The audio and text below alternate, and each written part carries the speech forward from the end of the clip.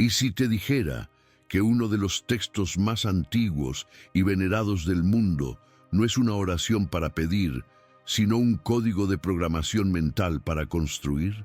¿Y si la riqueza que promete no fuera dinero, sino un poder tan absoluto sobre tu propia mente que su sola posesión te provocaría un miedo reverencial? Olvídate de todo lo que crees saber sobre la fe, la riqueza y la oración. Estamos a punto de desvelar un mecanismo psicológico oculto en las entrañas del Salmo 1, un conocimiento oculto, diseñado no para ser rezado, sino para ser ejecutado. Un algoritmo que, una vez activado, te convierte en el arquitecto de una realidad tan sólida que la versión anterior de ti mismo te parecerá un completo extraño. Durante milenios, este código ha permanecido a la vista de todos, protegido por el velo de la interpretación literal. Se nos enseñó a leerlo de rodillas, con las manos juntas, esperando una intervención divina que rara vez llegaba. Pero, ¿y si la postura correcta no fuera la de la súplica, sino la del ingeniero frente a un plano? ¿Y si las palabras no fueran peticiones, sino instrucciones precisas para ensamblar una psique invulnerable? Este no es un viaje para los que buscan consuelo, sino para los que anhelan la verdad, por incómoda que ésta sea. Es una invitación a dejar de ser una hoja llevada por el viento y a convertirte en el árbol que resiste la tormenta. Lo que vas a escuchar no es una interpretación religiosa, es una exhumación psicológica. Vamos a desenterrar una verdad ignorada que tiene el poder de reconfigurar la estructura misma de tu percepción. Si estás listo para dejar de pedir y empezar a construir, si tienes el coraje de enfrentarte al poder que yace dormido dentro de ti, quédate, porque lo que vamos a desvelar en los próximos minutos no solo cambiará tu forma de ver un texto antiguo, cambiará para siempre el paradigma desde el que operas en el mundo. Durante milenios, la humanidad ha interactuado con los textos sagrados de dos maneras, fundamentalmente pasivas: la veneración ciega o el descarte cínico. La primera los convierte en dogmas intocables, en jaulas doradas para el espíritu. La segunda los reduce a reliquias supersticiosas, a cuentos de hadas para mentes débiles. Ambas perspectivas, la del creyente y la del escéptico, cometen el mismo error fundamental. Ignoran una tercera vía, una puerta oculta entre la fe y la razón. Esta es la vía del operario, del decodificador, la de aquel que ve estos textos no como objetos de adoración o desdén, sino como lo que realmente son: manuales operativos de la psicología humana. El Salmo 1, tradicionalmente atribuido al rey David, no nació en un vacío místico. Su autor no era solo un poeta o un devoto, era un estratega militar, un músico que entendía las leyes de la armonía y la resonancia, un líder de hombres que conocía las profundidades de la ambición, la traición y la resiliencia. Proviene de una era en la que la psicología, la filosofía y la espiritualidad no eran disciplinas separadas y enfrentadas en campus universitarios. Eran una única y poderosa ciencia para entender y dominar la realidad interna, con el fin de moldear la realidad externa. Mientras la sociedad moderna busca desesperadamente respuestas en píldoras de autoayuda de 30 días, en algoritmos digitales que prometen optimizar la vida y en gurús que venden felicidad envasada, ha olvidado los algoritmos originales. Ha olvidado los códigos fuente que operan no sobre silicio, sino sobre el sistema operativo de la conciencia humana. Este salmo, este antiguo fragmento de sabiduría, no es una petición a una deidad externa. Es un mapa de carreteras para reconfigurar las redes neuronales. Es una verdad ignorada deliberadamente por las instituciones que a lo largo de la historia han preferido tener fieles dependientes en lugar de individuos soberanos. Porque un hombre que reza por la lluvia depende del cielo, Pero un hombre que entiende los principios de la irrigación se convierte en el dueño de su cosecha. El secreto siempre estuvo ahí, oculto a plena vista. No se trata de pedir, se trata de alinear. El verdadero conflicto que este conocimiento oculto saca a la luz no es una batalla entre el bien y el mal, ni entre la fe y la incredulidad. Es una guerra silenciosa que se libra dentro de tu propia mente cada segundo de cada día. El conflicto es la desconstrucción total de la creencia más paralizante que se nos ha inculcado. La idea de que la prosperidad, la estabilidad y la fuerza son algo que se pide, se merece o se recibe por un golpe de suerte. La verdad ignorada, la revelación que actúa como una bomba de relojería bajo los cimientos de nuestra cultura, es que la prosperidad no es un evento, sino un ecosistema. Es el resultado inevitable y predecible de una estructura mental específica. La creencia que debemos demoler, ladrillo a ladrillo, es la del rezo como un acto de súplica pasiva, la esperanza infantil en una intervención externa que nos salve de nosotros mismos. Y el mecanismo oculto que la reemplaza es el Salmo 1, entendido como un algoritmo activo, un programa de 7 días que ejecuta un diagnóstico diferencial entre dos sistemas operativos mentales. El texto no habla de personas buenas o malas, en un sentido moral. Esos son velos posteriores añadidos por los guardianes del sistema. Habla en términos técnicos de ingeniería de la psique. Describe la mente paja y la mente árbol. La mente paja es el sistema operativo por defecto de nuestra era. Es reactiva, dispersa, se alimenta de la validación externa, es profundamente influenciable y caótica. Es la mente arrastrada por cualquier viento de opinión, por cada nueva tendencia, por cada notificación en la pantalla de un teléfono. Por otro lado, la mente árbol es deliberada, está plantada en principios sólidos, se nutre de fuentes profundas y cuidadosamente seleccionadas y produce sus frutos no como un milagro, sino como una consecuencia natural de su propia naturaleza. ¿Y quién se beneficia de que la inmensa mayoría de la población opere en modo mente paja? Se benefician los sistemas de poder, ya sean religiosos, comerciales o políticos, que prosperan manteniendo a la gente en un estado de dependencia, de ansiedad crónica y de búsqueda constante de soluciones rápidas fuera de sí misma. Un individuo que opera como un árbol es autosuficiente, resiliente y, lo más peligroso de todo, es increíblemente difícil de manipular. El gran secreto es este: nunca se trató de pedir riqueza, siempre se trató de convertirse en la fuente de la que emana la riqueza. A partir de este momento ya no volverás a leer una oración, empezarás a decodificar un manual de instrucciones. Para entender por qué este conocimiento ha permanecido oculto, debemos identificar a su guardián. Pero no imagines a un monje encapuchado en una biblioteca polvorienta.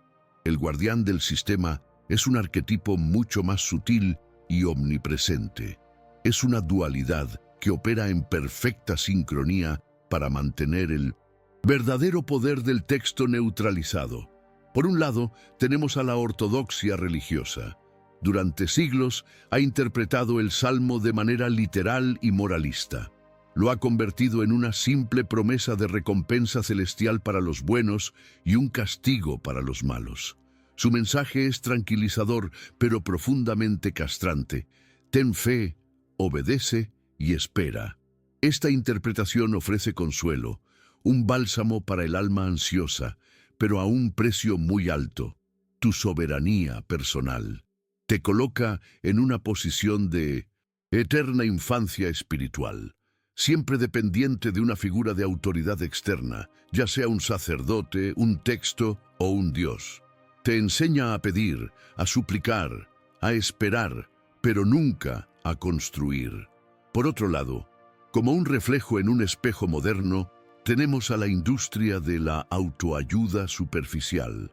Esta toma el lenguaje de la creación y el poder, pero lo despoja de toda su profundidad y disciplina. Te vende la idea de que puedes tenerlo todo con solo pensar en positivo, visualizar el éxito, repetir afirmaciones vacías frente al espejo. Es el mismo mecanismo de dependencia, pero disfrazado de empoderamiento. Te ofrece una solución rápida, una gratificación instantánea que no requiere el trabajo arduo y profundo de reestructurar tu mente. Ambos, el sacerdote y el gurú, son las dos caras del guardián del sistema. Su lema es el mismo: no mires demasiado profundo, no hagas el trabajo difícil, quédate en la superficie. Uno te vende el paraíso en el más allá, el otro te vende el paraíso en un seminario de fin de semana. Pero ambos se aseguran de que nunca descubras que el paraíso no es un lugar al que se va, sino una estructura que se construye dentro de uno mismo. Porque el día que lo descubras, el día que entiendas que el texto es un plano de ingeniería y no un poema, dejas de ser un consumidor de esperanza y te conviertes en un creador de realidad. Y para el guardián del sistema, un creador es siempre una amenaza. Frente al guardián que oculta, se encuentra la figura del sabio olvidado, el arquetipo del autor original. Para conectar con la verdadera esencia de este código, debemos despojarnos de la imagen del místico de barba blanca, componiendo himnos en un arrebato de inspiración divina. Debemos visualizar a un perfil completamente diferente, un ingeniero de la psique, un hombre como David o los sabios de su corte, que no solo eran versados en la guerra y la política, sino también en las leyes universales que gobiernan el crecimiento, la decadencia y la estabilidad.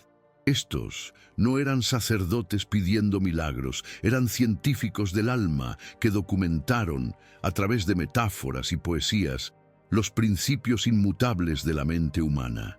Su laboratorio no era un templo, sino el campo de batalla, la sala del trono, el desierto de la soledad. Entendían la mente humana no como un misterio insondable, sino como un jardín que, abandonado a su suerte, se llena de malas hierbas, de plagas y se vuelve estéril, pero que, cultivado con disciplina, con conocimiento y con intención, puede convertirse en un oasis de abundancia y fortaleza. Este conocimiento no era exclusivo de una sola tradición. Si observamos con atención, encontramos ecos de esta misma sabiduría en las enseñanzas de los estoicos romanos, que hablaban de la ciudadela interior. Lo vemos en las filosofías orientales, que describen la mente como un mono salvaje que debe ser domado. El sabio olvidado representa esa corriente de conocimiento práctico y universal que fluye por debajo de las religiones y las culturas. Es la ciencia perenne de la autoconstrucción. Estos sabios sabían que la realidad externa es un reflejo casi perfecto de la estructura interna. Sabían que una mente caótica produce una vida caótica, que una mente disciplinada y enfocada produce una vida ordenada y fructífera. No era una cuestión de fe, era una cuestión de física mental. El Salmo 1 es una de sus obras maestras perdidas, un fragmento de esa gran biblioteca olvidada de la humanidad.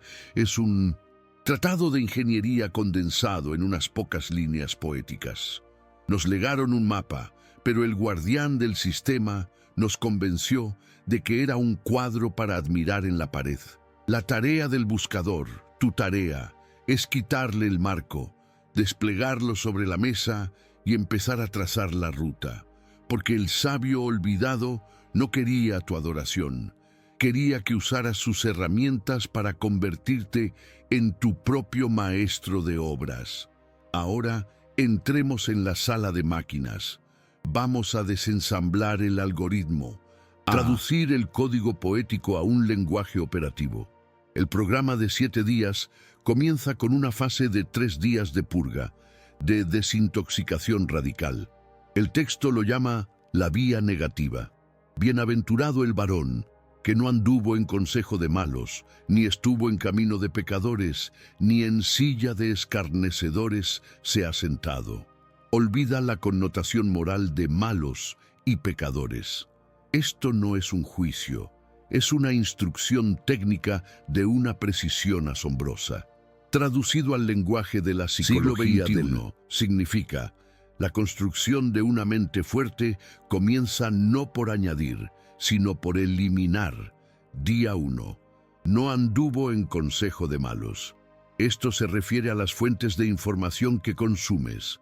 El consejo de malos es el flujo incesante de noticias negativas, el cinismo disfrazado de realismo en las redes sociales, las opiniones de masas que te dicen qué pensar, qué desear y a qué temer. Es la dieta mental basura que debilita tu voluntad y nubla tu juicio. La primera instrucción es clara: inicia una huelga de hambre informativa. Desconéctate del ruido. Deja de permitir que mentes caóticas y reactivas programen tu sistema operativo. Día 2. Ni estuvo en camino de pecadores. El camino de pecadores no es un lugar de vicio, es un entorno de baja frecuencia energética. Son las conversaciones quejumbrosas, las relaciones que te drenan, los círculos sociales donde la envidia y la crítica son la moneda de cambio. Permanecer en ese camino es como intentar hacer crecer una planta en un suelo tóxico.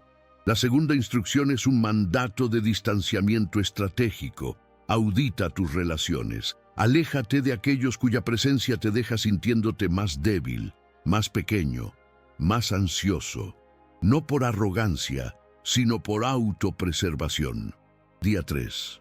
Ni en silla de escarnecedores se ha sentado. Esta es la instrucción más sutil y poderosa. La silla del escarnecedor es un estado mental. Es la actitud del crítico que no construye nada, del cínico que se burla del esfuerzo ajeno, del intelectual arrogante que lo deconstruye todo, pero no crea nada. Sentarse en esa silla es el acto final de la autosabotaje, porque te alineas con la entropía, con la decadencia. La tercera instrucción es una orden de desmantelamiento interno. Erradica el cinismo de tu propio pensamiento.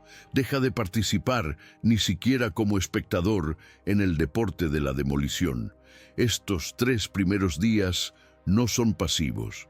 Requieren una vigilancia y una voluntad feroces. Son el acto de arrancar las malas hierbas del jardín. Es un proceso incómodo, a menudo doloroso. Sentirás el vacío, pero solo vaciando el recipiente se puede llenar con algo nuevo. Y lo que viene ahora no es solo un relleno, es la instalación de un nuevo sistema operativo. Después de la purga, de la creación del vacío sagrado, el algoritmo pasa a su segunda fase, la vía positiva. Días 4 y 5. El texto lo formula así: sino que en la ley del Señor está su delicia, y en su ley medita de día y de noche. Mayoría de las interpretaciones se pierden en la niebla de la devoción religiosa, pero el sabio olvidado, el ingeniero de la psique, nos dejó una clave. La palabra original hebrea para ley, Torá, no significa solo un conjunto de mandamientos. Su raíz significa enseñanza, instrucción, o más precisamente, aquello que se dispara como una flecha hacia un objetivo. Por lo tanto, la ley no es un código moral externo que debas obedecer. Es tu propio código rector. Son tus principios fundamentales, tu propósito central, tu definición personal de la victoria. Es la respuesta a la pregunta: ¿en qué clase de persona me quiero convertir y qué reglas voy a seguir para lograrlo? Es tu constitución personal. Día 4. En su ley está su delicia. La palabra delicia es crucial. No dice su obligación o su deber. La instrucción es que debes diseñar un código de vida que te apasione, que te genere una profunda satisfacción intrínseca. No se trata de forzarte a hacer algo que odias, Se trata de identificar tus valores más profundos y construir tu vida alrededor de ellos de una manera tan coherente que seguir tu propio código sea un acto de placer, no de sacrificio. Este día se dedica a la definición y escritura de esa ley personal. ¿Cuáles son tus no negociables? ¿Qué estándares de pensamiento y acción te comprometes a mantener sin importar las circunstancias externas? Día 5. Y en su ley medita de día y de noche. Meditar aquí no significa sentarse en silencio. La palabra hebrea, haga, implica un murmullo, una repetición constante, una rumia activa. Significa una inmersión obsesiva. La instrucción es grabar este nuevo código en tu subconsciente hasta que se convierta en tu estado natural. Es pensar en tus principios al despertar. Es evaluar tus acciones del día a través de su filtro antes de dormir. Es usar cada momento libre, no para la distracción, sino para la realineación. Es la práctica deliberada que convierte un simple documento escrito en una red neuronal viva y pulsante. Estos 2 días son el proceso de instalación activa. Es como reemplazar el software por defecto de un ordenador por un programa de alto rendimiento diseñado por ti y para ti. Es un acto de autoprogramación consciente. Estás tomando el control del timón y apuntando la nave hacia un destino elegido, en lugar de dejar que las corrientes te lleven a la deriva. Y la consecuencia de este proceso es tan inevitable como la salida del sol. Llegamos al 6.º día. Y aquí, el algoritmo revela su consecuencia inevitable. No es una recompensa, no es un milagro, no es una bendición otorgada por una fuerza externa. Es el resultado físico, casi matemático, de los 5 días anteriores de trabajo. El texto lo describe con una de las metáforas más poderosas de toda la literatura antigua. Será como árbol plantado junto a corrientes de aguas, que da su fruto en su tiempo, y su hoja no cae, y todo lo que hace prosperará.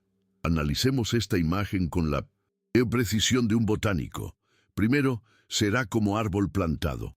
No dice que será un árbol que creció por azar.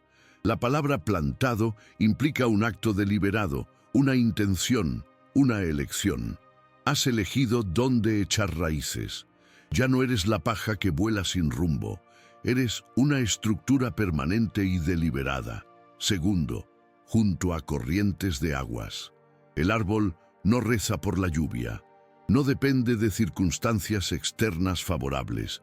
Se ha plantado estratégicamente junto a una fuente constante de nutrición. Las corrientes de aguas son las fuentes de conocimiento, las relaciones y los hábitos que has seleccionado durante los días de la vía positiva.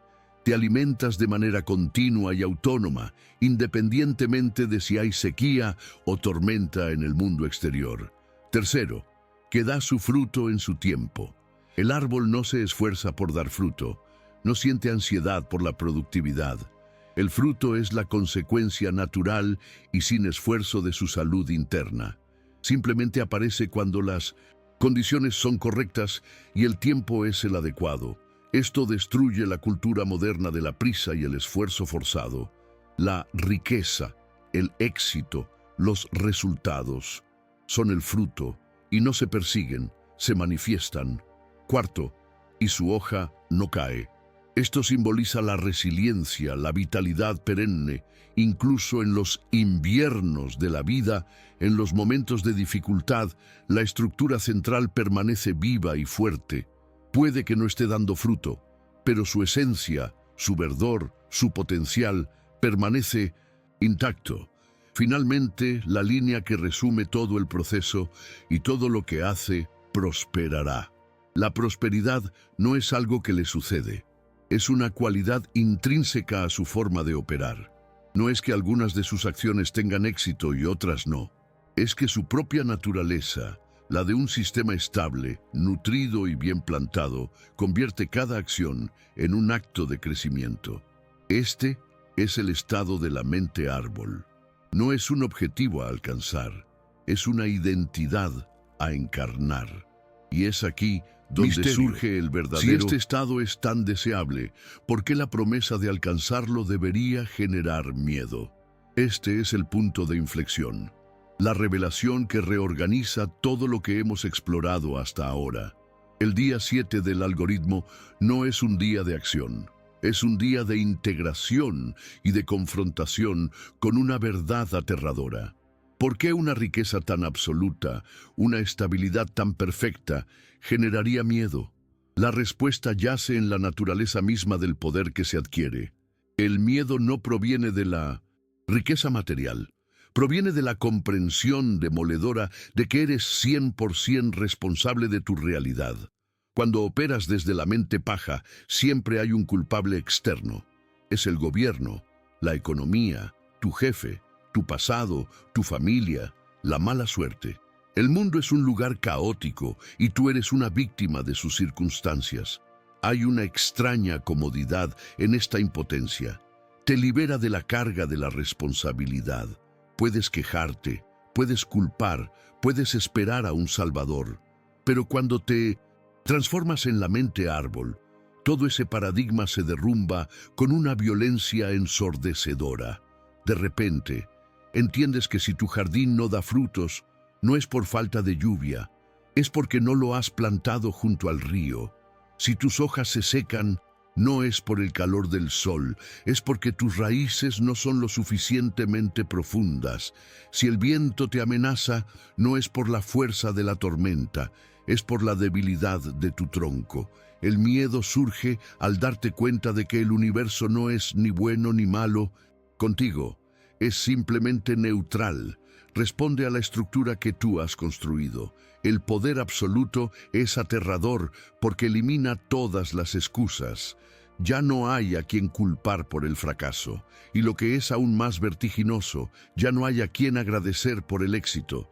No fue un Dios, no fue suerte, no fue un milagro. Fuiste tú, fue tu disciplina, fue tu elección, fue la aplicación rigurosa del código. Este es el verdadero paradigma del poder personal y es una soledad abrumadora. Es estar de pie, solo, en el centro de tu creación, sabiendo que cada triunfo y cada desastre lleva tu firma. La mayoría de la gente anhela la libertad, pero teme la responsabilidad que conlleva. El miedo del que habla la premisa es el vértigo existencial de mirar al abismo de tu propio potencial y saber que la única persona que puede construir tu paraíso o tu infierno eres tú. Y esa es la revelación que te libera y te aterroriza al mismo tiempo. Ahora que comprendes el poder y el miedo de la mente árbol, volver la mirada debemos y diseccionar a su opuesto. Debemos enfrentarnos cara a cara con el antagonista invisible de esta historia, la mente paja. Porque para desmantelar al enemigo, primero debes conocerlo íntimamente.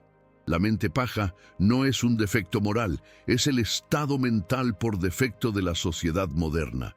Es el resultado de un entorno diseñado para producir conformidad, distracción y dependencia. Sus características son sutiles, pero devastadoras. Primero, es fundamentalmente reactiva. No actúa, reacciona. Su día está dictado por estímulos externos, la notificación del móvil, el correo electrónico urgente, la última noticia, la opinión de otra persona. No tiene un centro de gravedad propio, por lo que es constantemente arrastrada en 1000 direcciones diferentes, como la paja en el viento. Segundo, su fuente de energía es la validación externa. Su autoestima no se basa en el cumplimiento de un código interno, sino en los me gusta, los elogios, el reconocimiento y la aprobación de los demás. Esto la convierte en una esclava de la percepción ajena, incapaz de tomar decisiones impopulares o de mantener un rumbo fijo si el entorno social la desaprueba. Tercero, practica el outsourcing del pensamiento. En lugar de desarrollar principios sólidos a través de la reflexión profunda, adopta ideologías prefabricadas.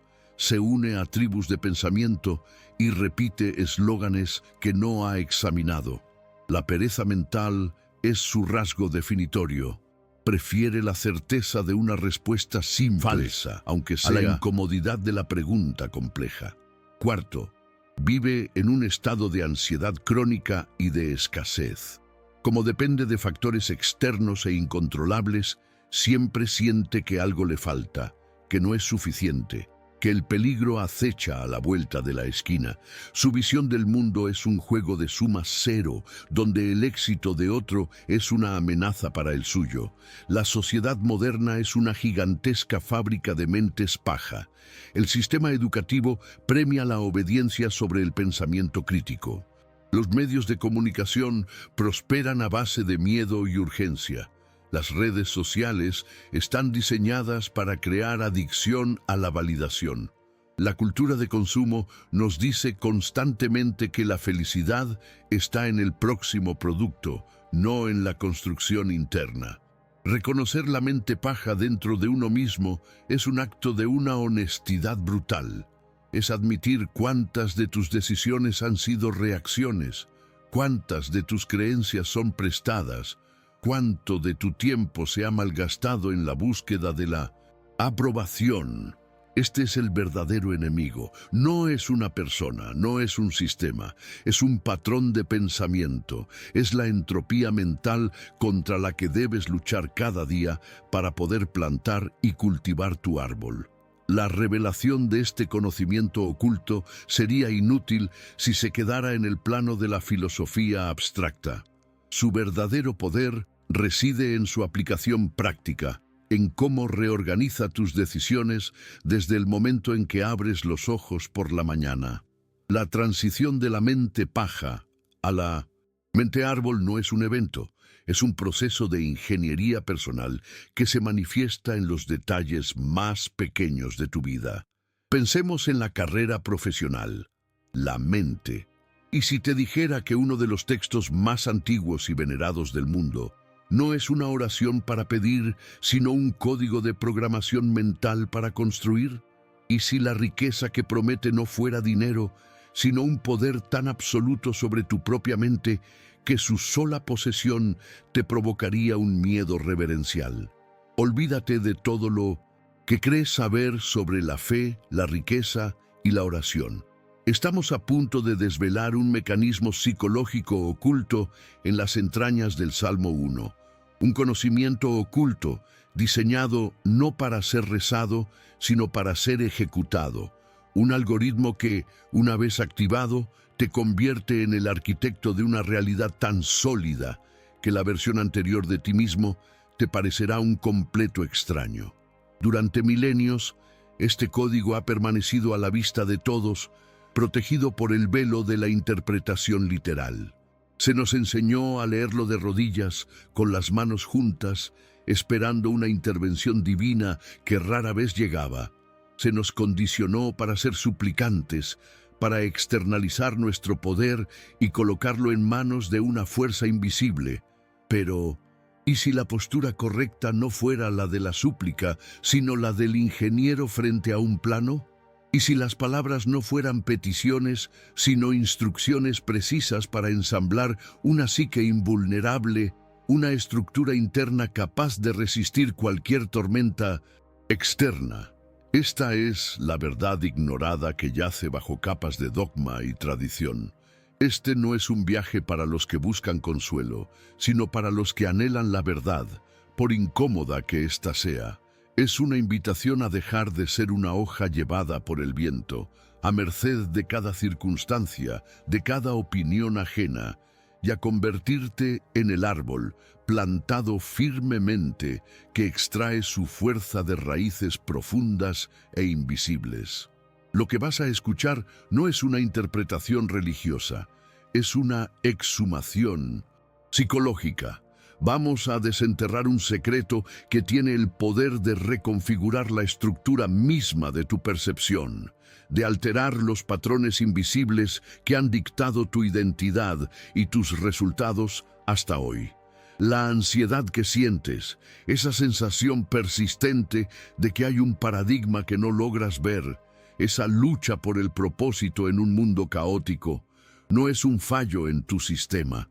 Es la señal de que estás operando con un software obsoleto. Estás intentando ejecutar un programa de poder personal sobre un sistema operativo de dependencia que te fue instalado sin tu consentimiento. Lo que nadie explica es que la mayoría de los límites que percibes no son muros reales, sino líneas dibujadas en tu propia mente por un condicionamiento social diseñado para mantenerte pequeño y manejable. Si estás listo para dejar de pedir y empezar a construir, si tienes el coraje de enfrentarte al poder que yace dormido dentro de ti, quédate, porque lo que vamos a desvelar en los próximos minutos no solo cambiará tu forma de ver un texto antiguo, cambiará para siempre el paradigma desde el que operas en el mundo. Suscríbete ahora para no perder ni un solo fragmento de este mapa, porque el viaje hacia el interior de tu propio poder comienza en este preciso instante. Durante milenios, la humanidad ha interactuado con los textos sagrados de dos maneras fundamentalmente pasivas: la veneración ciega o el descarte cínico. La primera los convierte en dogmas intocables, en jaulas doradas para el espíritu que exigen obediencia pero prohíben el cuestionamiento. La segunda los reduce a reliquias supersticiosas, a cuentos de hadas para mentes débiles que deben ser superados por la lógica fría de la modernidad. Ambas perspectivas, la del creyente devoto y la del escéptico ilustrado, cometen el mismo error fundamental. Ignoran una tercera vía, una puerta oculta que yace entre la fe y la razón, un camino que no exige ni sumisión ni desprecio. Esta es la vía del operario, del decodificador, de aquel que ve estos textos no como objetos de adoración o desdén, sino como lo que realmente son: manuales operativos de la psicología humana, planos de ingeniería para la construcción de la conciencia.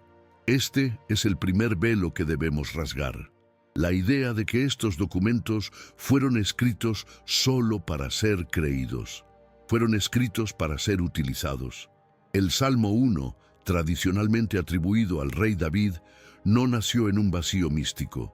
Su autor no era solo un poeta o un devoto, era un estratega, un músico que entendía las leyes de la armonía y la resonancia, un líder de hombres que conocía las profundidades de la ambición, la traición y la resiliencia.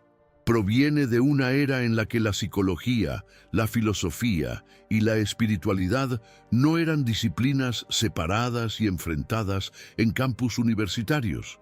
Eran una única y poderosa ciencia para entender y dominar la realidad interna, con el fin de moldear la realidad externa. Mientras la sociedad moderna busca desesperadamente respuestas en píldoras de autoayuda de 30 días, en algoritmos digitales que prometen optimizar la vida y en gurús que venden felicidad envasada, ha olvidado los algoritmos originales. Ha olvidado los códigos fuente que operan no sobre silicio, sino sobre el sistema operativo de la conciencia humana, una tecnología interior que ha sido deliberadamente olvidada. ¿Por qué buscaríamos una nueva aplicación para la calma cuando ya existe un código probado durante milenios para construir una mente inquebrantable? Este salmo, este antiguo fragmento de sabiduría, no es una petición a una deidad externa. Es un mapa de carreteras para reconfigurar las redes neuronales. Es una verdad ignorada deliberadamente por las instituciones que, a lo largo de la historia, han preferido tener fieles dependientes en lugar de individuos soberanos. Porque un hombre que reza por la lluvia depende del cielo, pero un hombre que entiende los principios de la irrigación se convierte en el dueño de su cosecha. Ese secreto siempre estuvo ahí, oculto a plena vista. No se trata de pedir, se trata de alinear. No se trata de suplicar por un resultado, sino de construir la estructura interna que hace que ese resultado sea inevitable. Lo que nadie explica es que el poder no se otorga, se ensambla pieza por pieza, pensamiento por pensamiento, dentro de la fortaleza silenciosa de la propia mente. El verdadero conflicto que este conocimiento oculto saca a la luz no es una batalla entre el bien y el mal, ni entre la fe y la incredulidad. Es una guerra silenciosa que se libra dentro de tu propia mente cada segundo de cada día.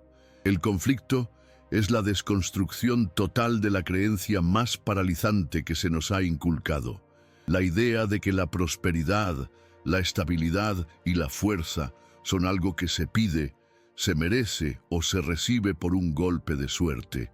La verdad ignorada, la revelación que actúa como una bomba de relojería bajo los cimientos de nuestra cultura, es que la prosperidad no es un evento, sino un ecosistema.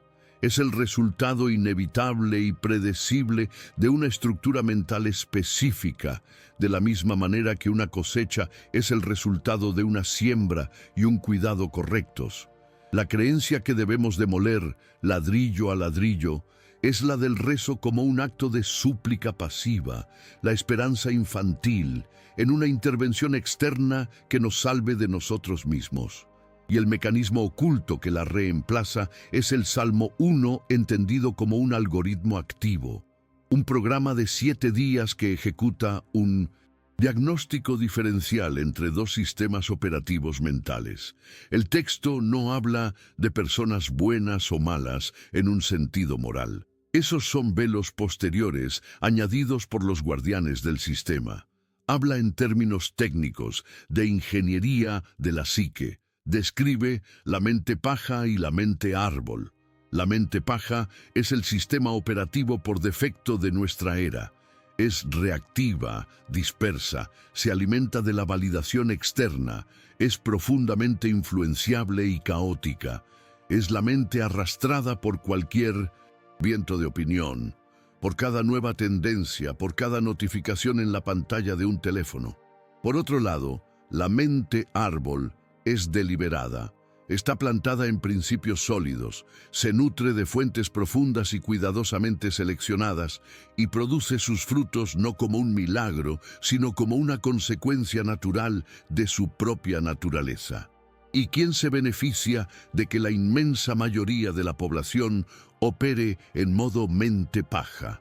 ¿A quién le interesa un mundo de hojas secas llevadas por el viento en lugar de un bosque de árboles firmes?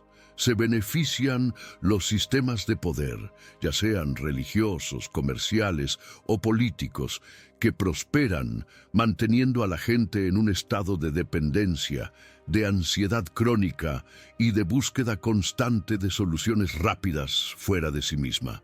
Un individuo ansioso es un consumidor perfecto. Un individuo dependiente es un seguidor obediente. Un individuo que opera como un árbol, en cambio, es autosuficiente, resiliente y lo más peligroso de todo para estos sistemas, es increíblemente difícil de manipular. El gran secreto es este: nunca se trató de pedir riqueza, siempre se trató de convertirse en la fuente de la que emana la riqueza. A partir de este momento ya no volverás a leer una oración, empezarás a decodificar un manual de instrucciones. Para que esta revelación no se quede en el terreno de la mera interpretación poética, debemos anclarla en la roca sólida de la evidencia. Y aquí reside el mayor secreto de todos. Este conocimiento oculto nunca estuvo realmente oculto. Simplemente fue fragmentado, dispersado a lo largo de la historia y el pensamiento humano, como un espejo roto en 1000 pedazos. Cada fragmento refleja una parte de la verdad, pero solo al volver a unirlos se revela la imagen completa. Las pruebas no están en manuscritos esotéricos guardados bajo llave, sino en disciplinas que estudiaste en la escuela, en libros que quizás tienes en tu estantería. Han sido ignoradas no por una conspiración, sino por la hiperespecialización de nuestro mundo, que nos enseña a mirar los árboles, pero nos impide ver el bosque. Estamos a punto de reunir esos fragmentos. Observemos primero el mundo de la filosofía antigua, específicamente la escuela estoica, que floreció siglos después de que se escribiera el Salmo, pero que bebió de las mismas corrientes de sabiduría universal. Filósofos como Séneca, Epicteto y el emperador Marco Aurelio no eran teólogos, eran psicólogos prácticos y líderes de hombres. Su concepto de la ciudadela interior es una descripción técnica casi idéntica de la mente árbol. Enseñaban que el sabio es aquel que construye una fortaleza inexpugnable en su propia mente, indiferente a los vientos del destino, la opinión pública o la desgracia. Su disciplina consistía en un riguroso entrenamiento diario para distinguir lo que está bajo nuestro control, nuestros pensamientos y acciones, de lo que no lo está, todo lo demás. ¿No es esto acaso una traducción secular de no andar en consejo de malos? De no dejarse arrastrar por el caos externo. Marco Aurelio, en sus meditaciones, no rezaba pidiendo fuerza. Se recordaba a sí mismo, día y noche, los principios de su propia ley. Esta filosofía no fue diseñada para las masas, sino para la élite gobernante, para aquellos que necesitaban una estabilidad interna sobrehumana para dirigir un imperio. La verdad ignorada es que el estoicismo no inventó nada nuevo, simplemente sistematizó y le dio un nombre romano a un principio de ingeniería mental mucho más antiguo. Ahora saltemos 2 milenios hacia adelante al laboratorio de la neurociencia moderna. Lo que el salmista llamó meditar en su ley de día y de noche, hoy lo llamamos neuroplasticidad. Estudios publicados en revistas como Nature Neuroscience han demostrado de forma concluyente que la atención enfocada y la repetición deliberada de patrones de pensamiento pueden, literalmente, reconfigurar la estructura física del cerebro. Crean nuevas vías neuronales, fortalecen las sinapsis deseadas y debilitan las antiguas. El antiguo texto no estaba describiendo un acto de devoción mística, sino un proceso biomecánico. Es la ciencia de la autodirección de la evolución cerebral. De manera similar, los fundamentos de la terapia cognitivo-conductual, uno de los enfoques psicológicos más efectivos del mundo, son un eco directo del algoritmo del Salmo. La TCC se basa en la premisa de que no son los eventos externos los que nos perturban, sino nuestras interpretaciones y pensamientos sobre ellos. Su práctica consiste en identificar y eliminar patrones de pensamiento disfuncionales, la vía negativa, para luego instalar conscientemente creencias y comportamientos más constructivos, la vía positiva. Lo que hoy un terapeuta guía en una sesión, el sabio olvidado lo codificó en un poema para que cualquiera pudiera aplicárselo a sí mismo. En el campo de la psicología social, el concepto del locus de control, desarrollado por Julian Rotter en la década de 1950, nos proporciona el diagnóstico más claro de la diferencia entre la mente paja y la mente árbol. Las personas con un locus de control externo, la mente paja, creen que sus vidas están gobernadas por fuerzas ajenas, la suerte, el destino, otras personas, las circunstancias. Viven en un estado de impotencia aprendida. Por el contrario, aquellos con un locus de control interno, la mente árbol, creen que son los principales arquitectos de sus vidas a través de sus propias acciones, esfuerzos y decisiones. Innumerables estudios han correlacionado un locus de control interno con mayor éxito académico y profesional, menor estrés, mayor resiliencia y una salud mental superior. El Salmo, por lo tanto, puede ser visto como el manual de entrenamiento más antiguo del mundo para cambiar deliberadamente el locus de control de externo a interno. Es un mecanismo para reclamar la autoría de la propia vida. Esta verdad psicológica ha estado disponible durante décadas, pero ha permanecido en el ámbito académico, nunca conectada con la profunda sabiduría práctica de las tradiciones antiguas. Pero, Si la evidencia es tan abrumadora, ¿por qué este conocimiento no es de dominio público? La respuesta yace en un análisis histórico y sociológico. Antes de la invención de la imprenta, textos como este se transmitían en escuelas de sabiduría, donde un maestro guiaba al discípulo no solo en la lectura, sino en la práctica y la encarnación de sus principios. El texto era el mapa, pero el maestro era el guía que enseñaba a navegar el terreno. Con la masificación de la lectura, el texto se divorció de la práctica. Se convirtió en un objeto de veneración literal, despojado de su dimensión operativa. Las instituciones religiosas, a menudo con la mejor de las intenciones, priorizaron la cohesión social y la obediencia sobre la soberanía individual. Era mucho más fácil y seguro gestionar una comunidad de creyentes que piden y esperan que una comunidad de individuos autosuficientes que construyen y manifiestan. Conocimiento, él no se suprimió activamente, se neutralizó, se le puso un marco dorado y se colgó en una pared, convirtiendo una herramienta de poder en un objeto de decoración espiritual. La sociedad moderna, por su parte, ha construido la fábrica más eficiente de mentes paja de la historia. El sistema educativo nos entrena para seguir instrucciones y buscar la validación externa de las calificaciones, no para cultivar un código interno. El ciclo de noticias de 24 horas y las redes sociales nos bombardean con estímulos diseñados para mantenernos en un estado de reacción constante, miedo y comparación. La cultura del consumismo nos convence de que la solución a nuestra insatisfacción interna siempre está en un producto externo. Estos sistemas no son una conspiración malévola, son el resultado de la búsqueda de la eficiencia y el control. Pero su efecto neto es el mismo.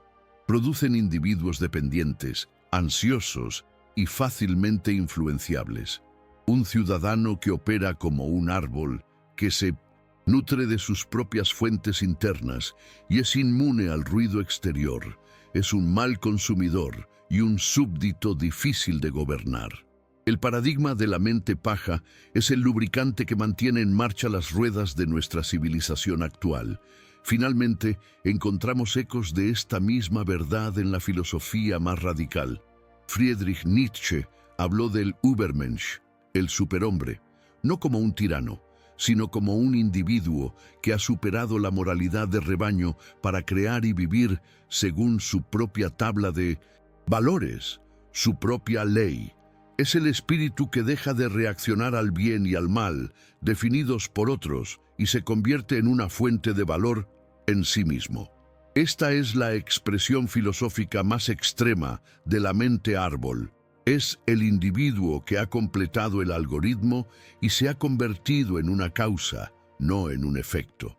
Los estoicos, los psicólogos modernos, los sociólogos críticos y los filósofos existenciales han estado describiendo, desde sus diferentes ángulos, las mismas dos formas fundamentales de estar en el mundo. El misterio nunca fue la falta de pruebas. El verdadero misterio es por qué, con toda esta evidencia frente a nosotros, seguimos eligiendo ser paja. Pero lo que viene ahora no es solo una explicación, es una revelación que reescribe todo lo anterior. Esta revelación sobre dos arquitecturas mentales, la del árbol y la de la paja, no es una mera curiosidad filosófica.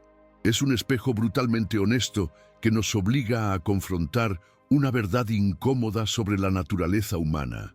En 1900, el fondo, una parte de nosotros ama la jaula. Anhelamos la libertad, pero nos aterra el vasto y solitario cielo que ésta implica. La condición de paja, por caótica y frustrante que sea, ofrece una comodidad perversa, la de la irresponsabilidad. Si eres una hoja llevada por el viento, nada es culpa tuya. Puedes culpar a la tormenta, a la dirección del viento, al árbol del que te desprendiste. Vives en un estado de cómoda impotencia, una pereza existencial donde la queja sustituye a la acción. Este paradigma es el sistema operativo por defecto de la humanidad, no porque seamos débiles, sino porque la construcción de un árbol requiere una energía, una disciplina y una paciencia que van en contra de nuestros instintos más básicos de gratificación instantánea y de búsqueda de la aprobación del grupo. Hemos construido una civilización entera que recompensa el comportamiento de la paja, la reacción rápida, la conformidad social, la búsqueda de validación externa.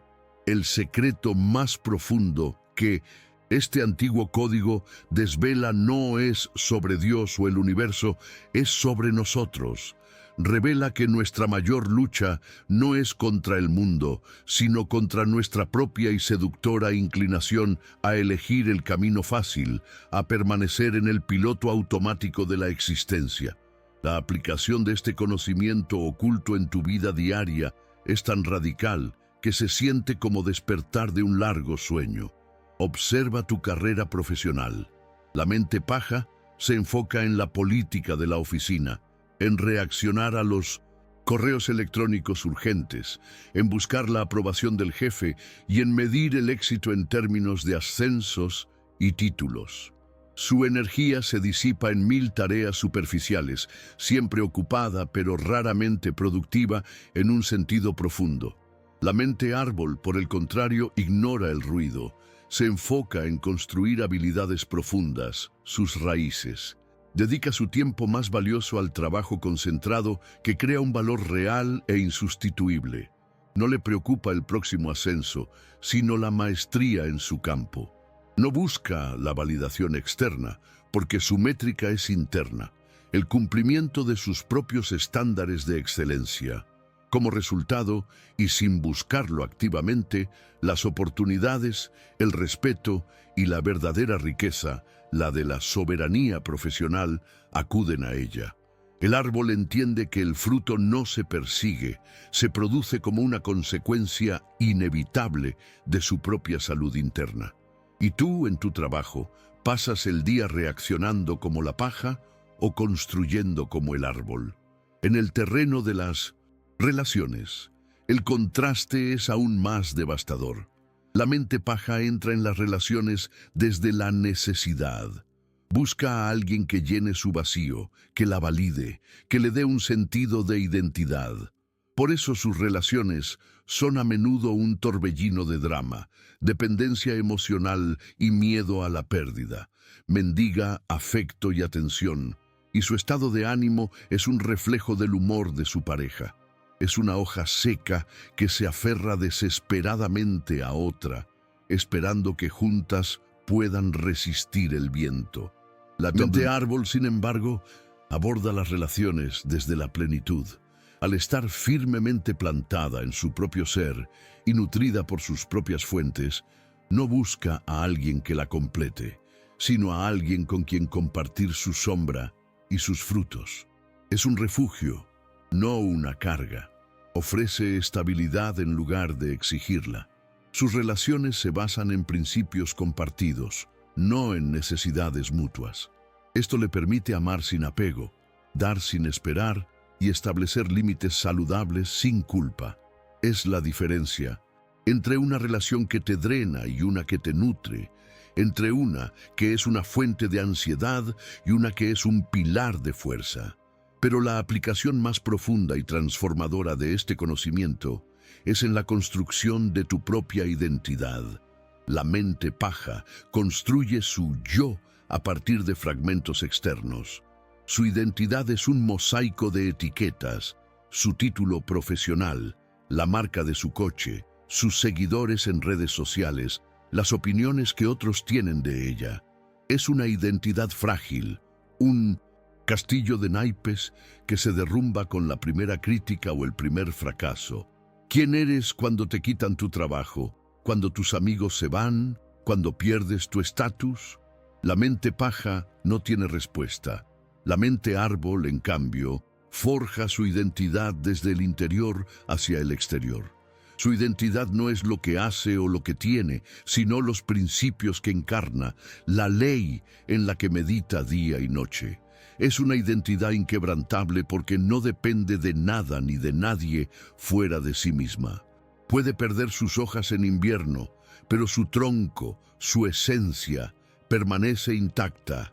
Este es el verdadero significado de la soberanía: ser el autor de tu propio ser, no un personaje escrito por el guión de la sociedad. Y aquí la tensión comienza a crecer, porque el camino del árbol es un camino solitario. Cuando inicias la purga de la vía negativa, cuando dejas de participar en conversaciones cínicas y te alejas de entornos tóxicos, el mundo de la paja reacciona.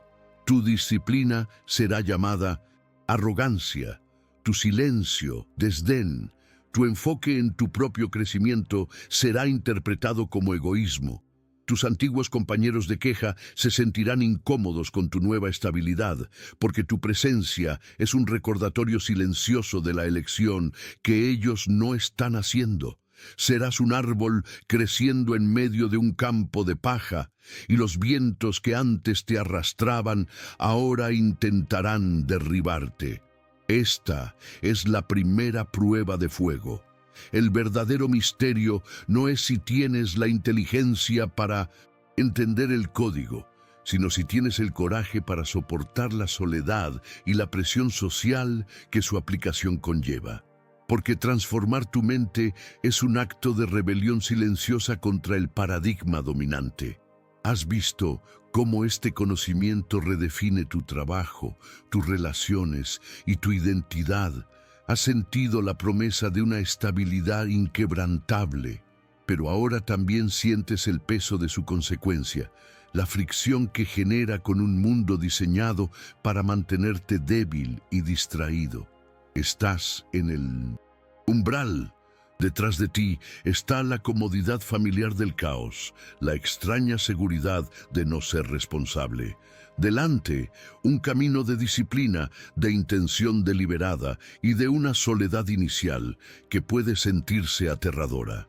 El algoritmo te ha mostrado el qué y el por qué.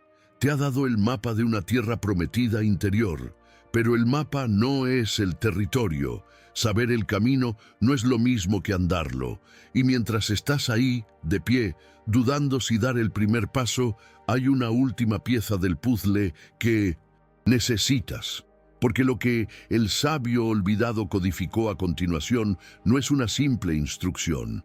Es la llave maestra que convierte el miedo paralizante en el combustible mismo de tu crecimiento. Es el secreto de la hoja que no cae. Aquí está el punto de inflexión, la revelación que no solo cambia el juego, sino que quema el tablero y te obliga a empezar de nuevo en un plano de existencia completamente diferente. Hemos estado persiguiendo una sombra, haciendo la pregunta equivocada. La pregunta nunca fue, ¿cómo me hago rico? La pregunta, la única que importa, siempre fue, ¿por qué una riqueza tan absoluta me provocaría miedo? Hemos asumido que la hoja no cae porque el árbol es fuerte, pero esa es solo la mitad de la verdad ignorada. El secreto que lo reescribe todo es que la hoja no cae porque ha dejado de creer en el viento. No es un acto de resistencia, es un acto de trascendencia. El árbol no lucha contra la tormenta. Existe en una realidad donde la tormenta ha perdido su poder sobre él. El secreto de la hoja que no cae es que su vitalidad no depende de las condiciones externas, sino de su conexión ininterrumpida con la fuente interna. Y esta es la verdadera riqueza, no la abundancia de frutos, sino la soberanía absoluta sobre la propia fuente de vida. Y con esta comprensión, el miedo se revela. No es el miedo a perder el dinero, ni el miedo a la envidia de los demás. Es un miedo mucho más profundo, más existencial. Es el vértigo aterrador que sientes al pararte en el borde de un precipicio y darte cuenta de que la única cosa que te impide volar es tu creencia en la gravedad. El miedo surge de la aniquilación total de todas tus excusas. Mientras operas como mente paja, tu vida es una narrativa de causas y efectos externos. Fracasas por la economía, sufres por las acciones de otros, te estancas por tu pasado. Siempre hay un villano, una circunstancia, un culpable. Hay una extraña y adictiva comodidad en ser la víctima.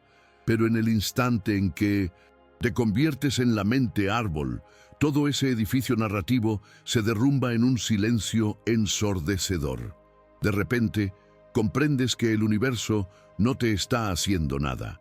Simplemente te está reflejando. La falta de frutos no es un castigo, es un diagnóstico de tus raíces. La sequía de tus hojas no es mala suerte, es una señal de que te has desconectado de tus corrientes de agua.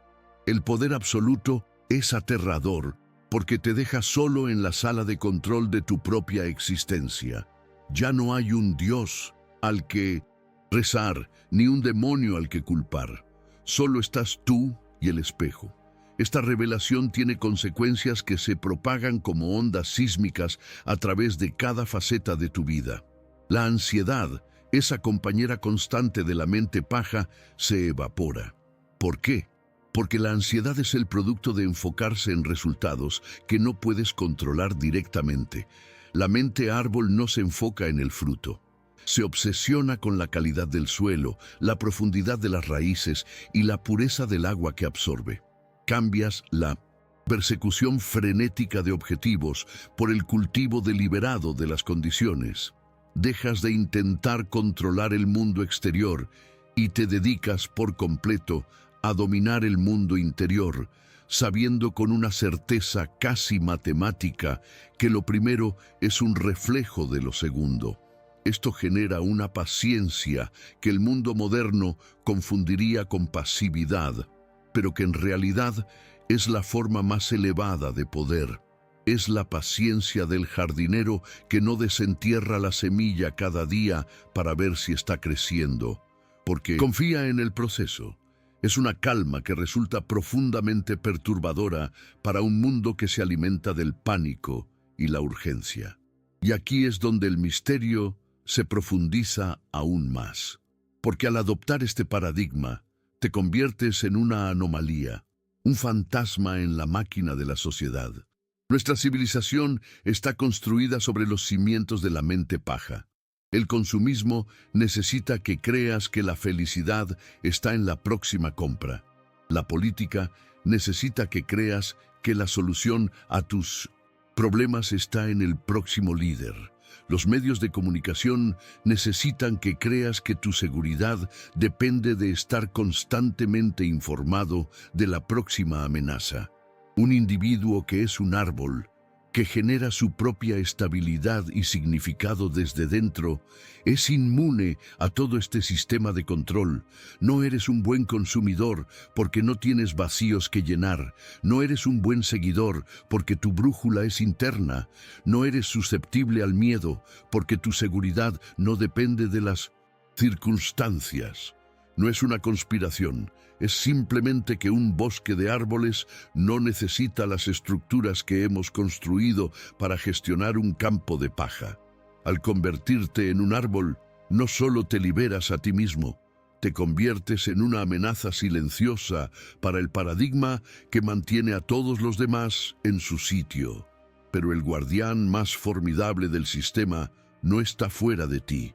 Reside en las catacumbas de tu propia psique. Es la sombra interior, esa parte de ti que se ha acostumbrado al confort de la jaula. Es la voz que susurra, y si fracasas, al menos ahora puedes culpar al mundo. Es la parte de ti que disfruta secretamente de la queja, del drama, de la solidaridad que se encuentra en el sufrimiento compartido.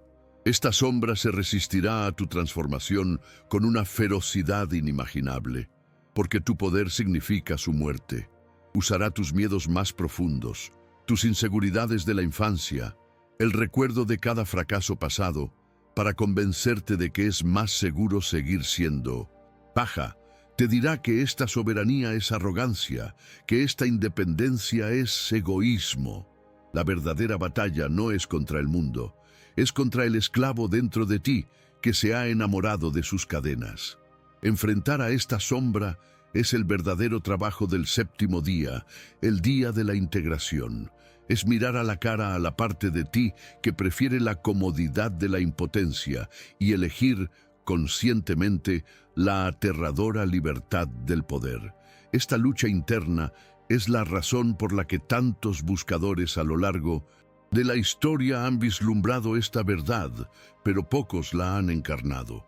Es fácil entender el concepto de la mente árbol. Es infinitamente más difícil pagar su precio. El precio es la renuncia a la más humana de todas las adicciones, la necesidad de tener razón a través de la culpa. Es abandonar el placer sutil de poder decir, te lo dije, cuando el mundo te decepciona. Es aceptar que cada rincón de tu realidad, desde tu cuenta bancaria hasta la calidad de tus relaciones, es un reflejo implacable de tu estructura interna. No hay accidentes, no hay injusticias cósmicas, solo hay resultados. Es una filosofía tan dura, tan inflexible, que la mayoría prefiere la dulce mentira de la casualidad. La riqueza que promete este salmo no es para los débiles de corazón. Es una riqueza forjada en el fuego de una autorresponsabilidad tan absoluta que quema todo lo que no es esencial, todo lo que no es verdad. Y así te encuentras en el verdadero umbral, no el umbral del conocimiento, sino el de la voluntad. El código ha sido descifrado, el mecanismo ha sido revelado. Ahora ves el mundo no como un campo de batalla, sino como un jardín. Tu jardín. Tienes el plano, las herramientas y la semilla. Pero la pregunta que resuena en el silencio de tu ser ya no es sobre la riqueza o el miedo. Es una pregunta mucho más simple y mucho más terrible. El universo te está mirando, sin juicio, esperando tu respuesta a una única cuestión. El código está en tus manos. El precio es tu cómoda identidad de víctima. Ahora, la verdadera pregunta no es si eres capaz de construir tu mundo, es si eres capaz de vivir en él, solo, como su único y absoluto Dios. Y así, llegamos al final del mapa. El código ha sido descifrado, el velo se ha rasgado. Hemos viajado desde la veneración ciega de un texto antiguo hasta las profundidades de nuestra propia arquitectura psicológica. Hemos visto cómo la filosofía estoica, la neurociencia moderna y la psicología social no eran más que ecos distantes de una misma y única verdad ignorada, fragmentos de un espejo roto que, una vez reunidos, nos devuelven una imagen tan clara como aterradora, la de nuestro propio e ilimitado poder creativo. El gran secreto nunca fue una fórmula para obtener cosas, ni un truco para atraer dinero. El conocimiento oculto es mucho más simple y mucho más profundo. Es una ley inmutable de la física de la conciencia. Tu realidad exterior es, y siempre será, un reflejo perfecto de tu estructura interior. No hay excepciones, no hay accidentes. Has visto el código, has entendido la distinción entre la mente paja, reactiva y dependiente, y la mente árbol, deliberada y soberana. Has comprendido que el miedo no proviene de la riqueza, sino de la responsabilidad absoluta que ésta conlleva. Pero el conocimiento sin acción es el consuelo de los necios, un adorno más en la mente de la paja. El verdadero trabajo, la verdadera alquimia, comienza ahora en el silencio que sigue a estas palabras. Comienza con la primera decisión que tomes mañana por la mañana. Alcanzarás el teléfono para que el mundo programe tu día, o te tomarás 5 minutos para meditar en tu propia ley para regar tus raíces. La batalla final no es contra un guardián del sistema, ni contra una sociedad que te prefiere débil. Es una guerra civil silenciosa contra esa parte de ti que se ha enamorado de sus cadenas, contra la cómoda adicción a la impotencia. La elección es tuya, y solo tuya, la jaula familiar de la paja o la aterradora libertad del árbol. A partir de hoy ya no puedes volver a la ignorancia.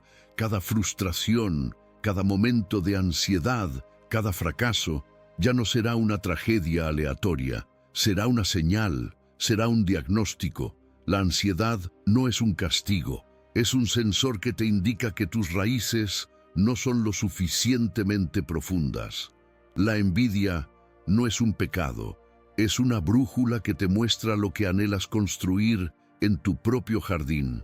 La queja no es un desahogo, es el sonido de la energía vital escapándose por una grieta en tu estructura. Has recibido el manual de instrucciones de tu propia mente. Ya no puedes culpar al mecánico por el estado de tu motor. Cada día, cada hora, cada pensamiento, te encontrarás en una encrucijada.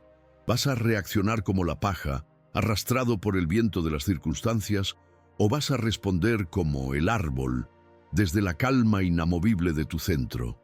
Esta es la verdadera transformación.